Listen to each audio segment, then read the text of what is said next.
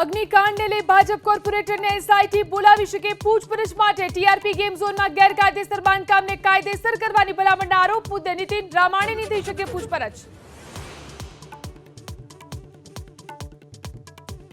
સુરતના બજારમાં લિફ્ટમાં ફસાઈ જતા સગીરનું મોત. ઓરિસ્સાથી વેકેશન માટે આવેલા રાકેશ શાહુ નામના સગીરના મોતથી પરિવારમાં શોક.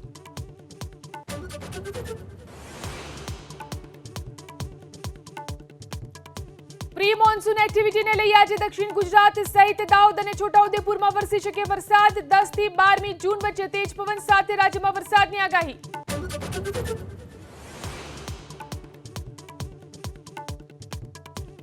ગાંધીનગરમાં અમૂલ બ્રાન્ડના નામે નકલી ઘીના વેચાણનો પર્દાફાશ. પાયલ ટ્રેડર્સમાંથી 70,000ની કિંમતનો 15 કિલો નકલી ઘીનો જથ્થો જપ્ત. 60 દિવસ માટે લાયસન્સ સસ્પેન્ડ.